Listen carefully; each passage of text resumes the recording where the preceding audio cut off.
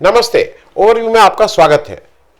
3 विषय, आजम खान को क्यों टारगेट कर रहे हैं, दूसरा, क्या अब सामान भी हिंदू मुस्लिम हो जाएगा, और तीसरा, क्या अखिलेश इंडिया गठबंधन में यूपी में नेता का रोल निभाएंगे। इन तीनों विषयों पर बात करने से पहले एक आग्रह, चैनल को सब्सक्राइब करें और अगर हो सके तो चैनल की मेंबरशिप भी ले लें। मेंबरशिप का मतलब कि हर महीने आपको एक छोटी रकम हमें आर्थिक सहयोग के रूप में देनी होती है, और अगर आप हर महीने का कमिटमेंट नहीं करना चाहते हैं तो वन टाइम एक बार एक मुश्त भी आप हमारा आर्थिक सहयोग कर सकते हैं। आपके इस आर्थिक सहयोग से हमें चैनल चलाने में आसानी होती है। तो सबसे पहली बात, आजम खान को क्यों टारगेट कर रहे हैं। कल एक स्पेशल कोर्ट ने, जो एक स्पेशल कोर्ट का मतलब होता है एमएलए एमपीज के लिए एक अलग कोर्ट होती है, वो ट्रायल कोर्ट होती है। उसमें ये माना जाता है कि वो फास्टर होगा, उसमें जल्दी न्याय मिलेगा, केस जल्दी जल्दी चलेगा। आजम खान के लड़के, जिनके ऊपर आरोप था कि उन्होंने अपना फर्जी बर्थ सर्टिफिकेट बनवाया और उसमें वो पकड़े गए, उनकी सदस्यता भी चली गई। उस केस में कल सज़ा सुनाई गई और आजम खान, उनकी पत्नी और उनके बेटे, तीनों लोगों को 7 साल की सजा हो गई। अब अभी तक तो बेल पे थे, सजा होते ही उनको गिरफ्तार कर लिया गया और वो लोग जेल चले गए। अब इसके पहले भी 3 और केसों में आजम खान को सजा मिल चुकी है। उनके ऊपर अभी भी शायद, मुझे एग्जैक्ट गिनती नहीं मालूम, एक समय 100 से ऊपर केस थे, लेकिन अभी भी शायद 50-60 केस तो उनके ऊपर चल ही रहे होंगे। आजम खान साहब ने जब ये सजा कल सुनाई गई, उस समय ही उन्होंने बयान दिया था कि ये तो कल ही मुझे पता लग गया था, और कल भी कुछ लोगों ने ये कहा था कि आपको सजा होगी और आपको 7 साल की सजा होगी। तो इनडायरेक्टली आजम खान ये कहना चाह रहे थे कि ये तो ऑलरेडी कहीं और डिसाइडेड था, इसमें कोई उन्होंने कहा मुझे कोई अचंभा नहीं हुआ है, क्योंकि ये तो कल से ही सबको पता था। केवल इसको फॉर्मेलिटी के रूप में आज कोर्ट में सुनाया गया है। अब इसमें एक चीज सबसे बड़ी यह है कि आज पहली बार अखिलेश यादव जी ने इसके ऊपर बयान दिया। अखिलेश यादव जी, जो आजम खान के साथ जो पिछले 3-4 वर्षों से हो रहा है, उसमें मैंने कभी इतना मुखर होके उनका बचाव करते या उनके बारे में कोई स्टेटमेंट देते नहीं सुना था। कल पहली बार उन्होंने इस पे साफ साफ बोला। उन्होंने कहा कि भाई आजम खान को मुस्लिम होने की वजह से टारगेट किया जा रहा है और ये गलत है, और हम इसके लिए आजम खान के साथ हैं और इस पे हम जहाँ तक होगा वहाँ तक लड़ेंगे। अब मैं इस बात को इसलिए कह रहा हूँ कि ये आजम खान को, आपको क्या लगता है कि क्यों टारगेट किया जा रहा है। 2 चीज़ें हैं, एक तो वहाँ के सक्सेना जी हैं जो अब एमएलए हो गए हैं, उनसे उनका कुछ व्यक्तिगत मामला था, और सक्सेना जी पूरी तरह से हाथ धो के आजम खान के पीछे पड़ गए हैं। दूसरा यह है कि आजम खान को इस तरह की सजा देके एक मैसेज उस कम्युनिटी को देना चाहते हैं। देखिए, ऐसा है कि जब वो बाकी मुख्तार अंसारी को कुछ घर में बुलडोजर चलाते हैं, अतीक की पुलिस कस्टडी में हत्या हो जाती है, तो उनके साथ ये है कि भाई ये लोग तो मतलब दादा लोग थे, ये लोग बाहुबली लोग थे, ये लोग मतलब अपराधी लोग थे। लेकिन आजम खान के साथ अपराधी वाला नहीं है। आजम खान शुद्ध रूप से राजनीतिक व्यक्ति है। उनके ऊपर कहीं पे भी ये बात नहीं चिपकेगी कि आजम खान बड़े भारी अपराधी हैं, आजम खान बड़े भारी खूंखार कुछ वो हैं। तो आजम खान को अगर आप ये टारगेट कर रहे हैं, तो आप कोई भी इस तरह का व्यक्ति, और खास करके उस कम्युनिटी से आता है, उसको ये मैसेजिंग है कि अगर कुछ चू भी किया तो तुम्हारा हालत भी ऐसी कर देंगे। हर जगह पर देखिए, एक चीज और समझिए, हर जगह पर जो आजम खान को मिली मैक्सिमम सजा मिली है। गलत मार्कशीट जमा करने के लिए तीनों व्यक्ति को, उनकी मतलब उनका आजम खान, उनकी पत्नी, उनके लड़के को, तीनों लोगों को मैक्सिमम उसकी 7 साल सजा मिली है। ये थोड़ा इसलिए तो मतलब इस पे विचार करना आवश्यक है कि उसी से एक दिन पहले उत्तर प्रदेश के हाईकोर्ट वो जो निठारी गांव में जो हुआ था, पांढेर और कोहली ने जिस तरह से मासूम बच्चियों की का रेप, हत्या और क्या क्या नहीं किया था, उनके जैसा कहा गया था कि उनके अंगों के टुकड़े टुकड़े करके उस कोहली नाम के व्यक्ति ने किया था, उनको साक्ष्यों के अभाव में बरी कर दिया जाता है। ये साक्ष्यों के अभाव में कैसे बरी हुए, क्या हुए, इन्वेस्टिगेशन ऑफिसर क्या कर रहा था, क्या नहीं कर रहा था, ये एक अलग है। मैं उस पर किसी और दिन कोशिश करूंगा कि अलग से उस पर बात हो। लेकिन यहाँ पे मतलब उस तरह के लोगों को खुला छोड़ दिया जा रहा है और आजम खान को 7 साल की मैक्सिमम सजा इसमें उनको और उनके परिवार को दी जा रही है। मैं जरा इस पर एक चीज़ और समझना चाहूँगा। आजम खान के लड़के ने एक जो अब सिद्ध हो गया है कि भाई उन्होंने एक गलत बर्थ सर्टिफिकेट बना के अपनी एज को बढ़ाया था, कम नहीं किया था, बढ़ाया था। एक और मंत्री जी हैं जो करंट केंद्र सरकार में है, टेनी जी। टेनी जी के लड़के ने क्या किया था? क्या उन्होंने कोई नकली सर्टिफिकेट दिया था, कोई उन्होंने वो किया था? जो उनके ऊपर आरोप है वो बहुत गंभीर है। उन्होंने गुस्से में आके अपनी जीप से रौंद के किसानों को मार डाला था, यही आरोप है ना। तो उस पर इतनी जल्दी क्यों नहीं कार्रवाई होके, ट्रायल आयल होके सजा, अगर निर्दोष है तो मुक्त कर दीजिए, अगर दोषी है तो सजा दीजिए, उस पर क्यों नहीं कार्रवाई हो रही है? क्योंकि ये बिल्कुल स्पष्ट है कि अगर आजम खान के ऊपर ये कार्रवाई होती है तो शायद वोट की दृष्टि से उसका पोलराइजेशन करने में बीजेपी को आसानी होती है, ऐसा मुझे लगता है। अब दूसरी बात, क्या अब सामान भी हिंदू मुस्लिम हो जाएगा? ये बात मैं इसलिए कह रहा हूं कि एक और डिस्टर्बिंग चीज आई।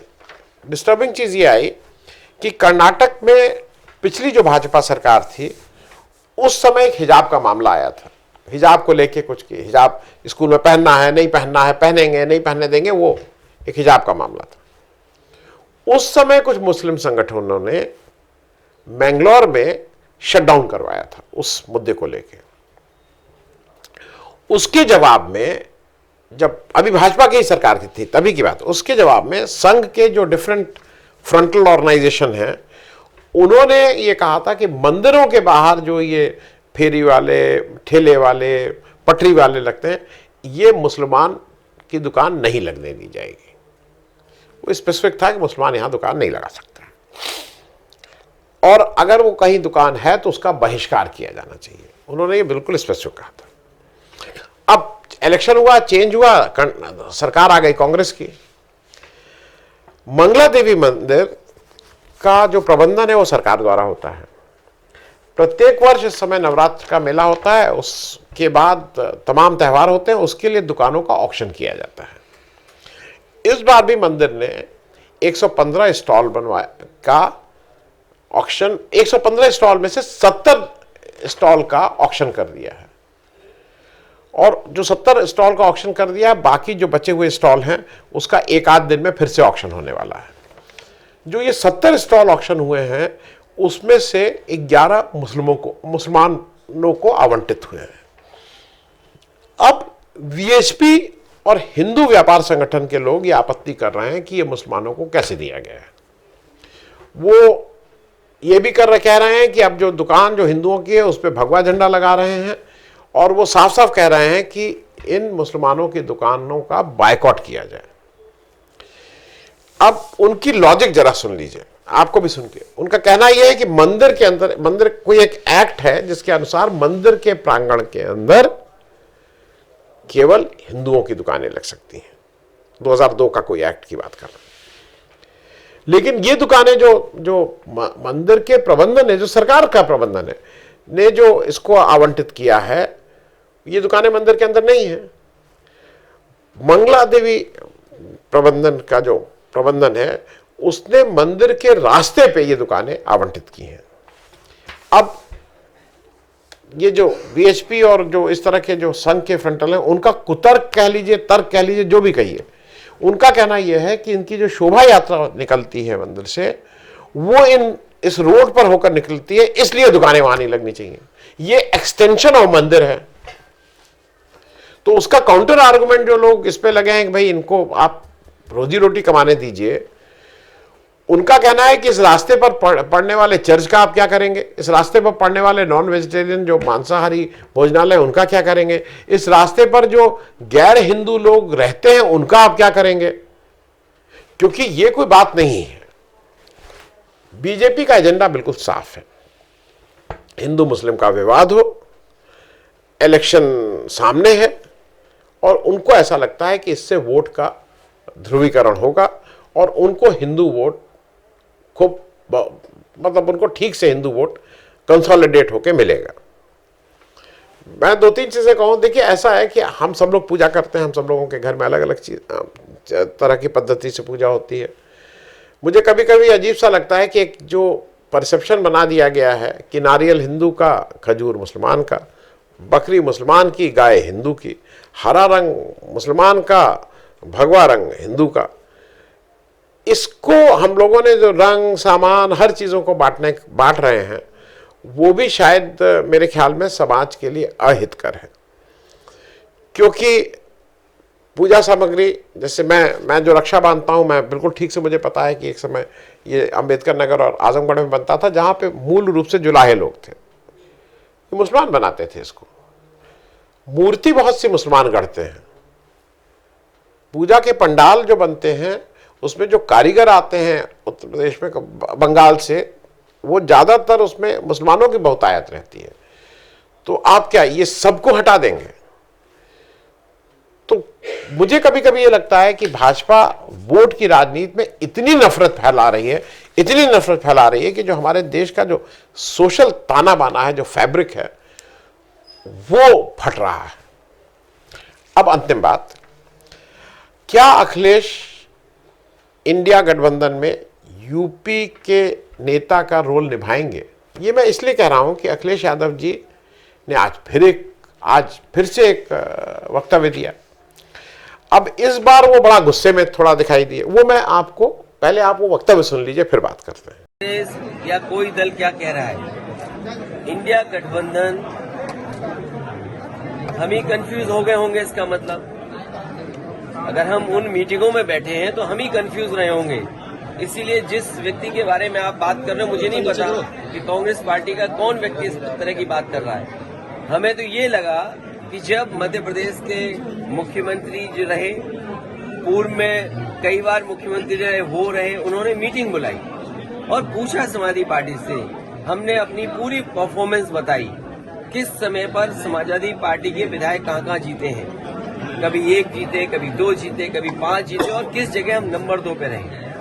पूरी चर्चा हुई और रात भर 1 बजे तक समाजवादी पार्टी के नेताओं को जगाया उन्होंने और बातचीत की, पूरे आंकड़े देखे और आश्वासन दिया कि हम 6 सीटों पर विचार करेंगे।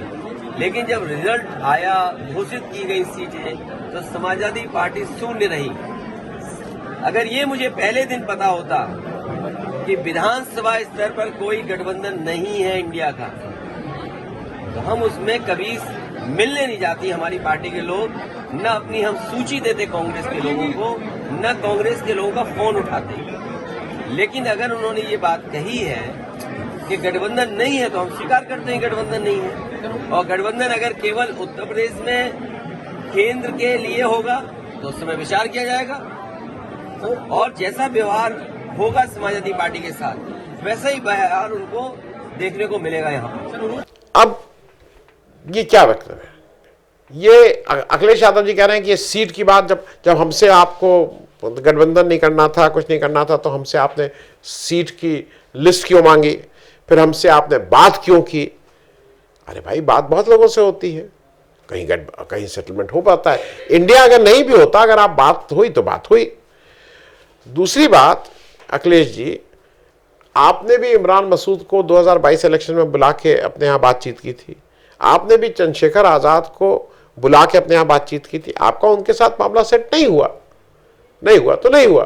क्या वो सब बाहर जाके कहने लगे कि अखिलेश यादव जी ने मुझे ऐसे बुलाया था और मेरे साथ ये किया, और मेरी, आप जो कह रहे हैं कि आपके साथ जो व्यवहार किया गया, आप वर्ड बेइज्जती नहीं यूज करना, आप कह रहे हैं आपके साथ जो व्यवहार किया गया, कुछ बातें सार्वजनिक नहीं की जाती हैं, खास करके सीट शेयरिंग की बातें। मोदी जी ने जब ये बताया कि तेलंगाना के केसीआर साहब आए थे और उन्होंने कहा था कि मैं एनडीए ज्वाइन करना चाहता हूं, और फिर मैंने उनको मना, और उन्होंने मेरे लिए शॉल लाए थे, तो इससे उनका कद नहीं बढ़ा है मोदी जी का, उनकी इज्जत नहीं बढ़ी है। ये हुआ है कि दो व्यक्तिगत बातों को आप सार्वजनिक कर रहे हैं, तो अच्छी बात नहीं है। तो अगर आपको ये लगता है कि ये बहुत अच्छी बात है और मोदी जी ने देखा क्या उनका बिल्कुल हालत खराब कर दी, तब अलग बात है अखिलेश जी। लेकिन जो बातें गठबंधन की, लेन देन की कि भाई आप कितनी सीट छोड़ेंगे, मैं कितनी सीट लूंगा, आप कितने, अब आप बता रहे हैं कि 6 सीट हमने मांगी थी, 6 सीट के लिए दी उसने। आपने अपने कैंडिडेट जो 7 अनाउंस किए थे उससे पहले कांग्रेस से बात की थी? आज आप ये बात कह रहे हैं, आपने 7 कैंडिडेट अनाउंस कर दिए थे, उसमें से 3 कांग्रेस के सिटिंग एमएलए थे। आपने क्या उससे पहले बात की थी, उससे पहले लिस्ट दी थी? मेरे हिसाब से अब आप राष्ट्रीय अध्यक्ष हैं। जब आप ये कहते हैं कि जिस तरह का व्यवहार हम लोगों के साथ मध्य प्रदेश में हुआ, अब उत्तर प्रदेश में जब केंद्र का लोकसभा का इलेक्शन होगा तो उस तरह का व्यवहार फिर यहां हम भी दिखाएंगे, ये भाषा शोभा नहीं देती है। राष्ट्रीय अध्यक्ष हैं आप उत्तर प्रदेश के अगुवा हैं। आपको उत्तर प्रदेश में अगर भाजपा को रोकना है तो सारे बाकी दलों को आपके पीछे खड़ा होना होगा। आपके द्वारा इस तरह की जो भाषा है वो मुझे कहीं ना कहीं लगती है कि उचित नहीं है। और एक जो ग्राउंड रियलिटी, जो फैक्चुअल है, आपकी कितनी सीटें हैं उत्तर प्रदेश में इस समय लोकसभा में? 3, कांग्रेस की 1। तो आप लोगों के पास, जिसको कहते हैं ना, खोने के लिए है ही क्या?